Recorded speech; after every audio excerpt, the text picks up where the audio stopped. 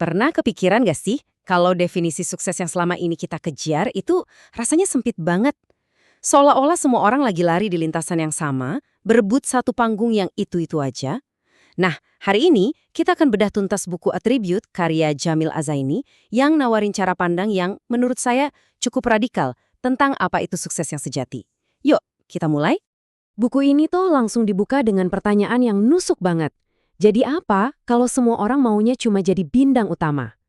Pertanyaan ini langsung nonjok konsep sukses yang kita kenal, yang seringkali egois, di mana semua orang sibuk sikut-sikutan buat dapat sorotan yang sama. Oke, biar analisis kita terstruktur, kita bakal bedah buku ini lewat 4 bagian. Kita mulai dari konsep intinya, lalu kita masuk ke kerangka berpikirnya yang praktis, setelah itu kita coba kritisi bareng-bareng, dan terakhir, kita tarik apa sih pesan pentingnya buat hidup kita sekarang. Oke, kita masuk bagian pertama, konsep inti.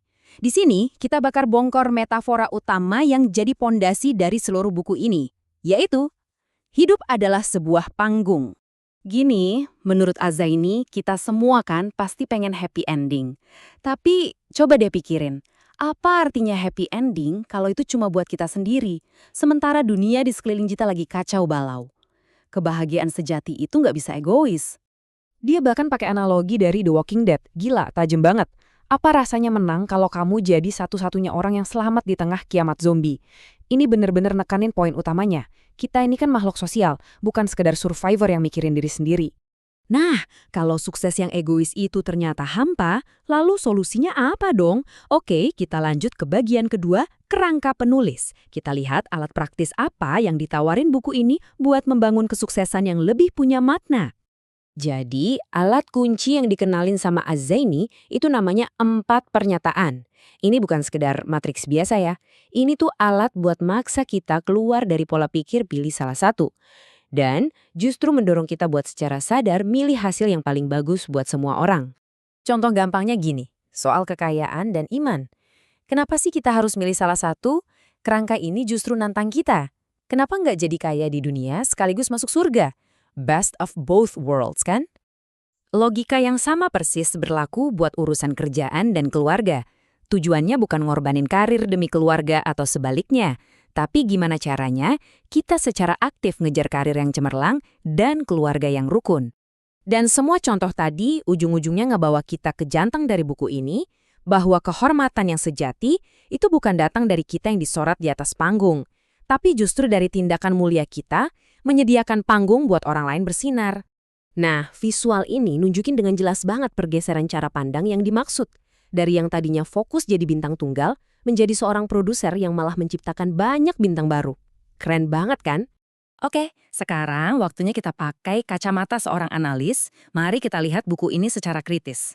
Apa sih kekuatannya dan apa potensi keterbatasannya? Kekuatan utamanya jelas ya, metafora panggung itu simple tapi ngena banget. Alat 4 pernyataannya juga praktis. Tapi kita juga harus jujur nih, pesan di buku ini tuh kental banget sama nuansa spiritual dan budaya Indonesia. Jadi, mungkin nggak semua orang di luar sana bisa langsung relate. Selain itu, ada beberapa tema yang diulang-ulang, dan filosofinya kadang bisa terasa agak idealis kalau dihadapkan sama dunia nyata yang super kompetitif. Jadi, setelah kita bedah dari berbagai sisi, apa sih pelajaran utama yang bisa kita ambil, dan yang paling penting gimana cara kita menerapkannya di kehidupan kita sehari-hari? Kisah Tenzing Norgay yang bantu Edmund Hillary naklukin Everest itu jadi contoh paling kuat di buku ini. Coba deh dengerin kutipannya. Itu impian Edmund Hillary, bukan saya. Impian saya adalah membantunya meraih impiannya.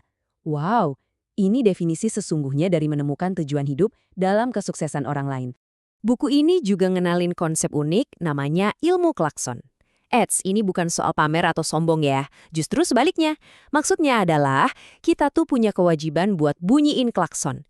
Kasih tahu apa keahlian kita, apa ide kita, supaya talenta kita itu bisa bermanfaat buat orang lain, bukan malah dipendam sendiri.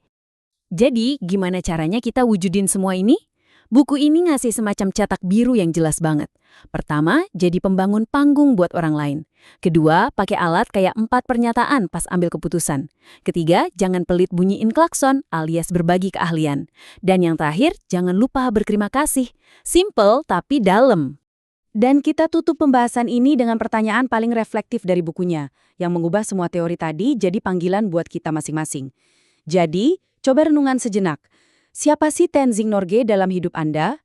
Dan yang jauh lebih penting, untuk siapa Anda akan menjadi seorang Tenzing Norgay? Ini jadi pemikiran yang bagus untuk kita bawa pulang.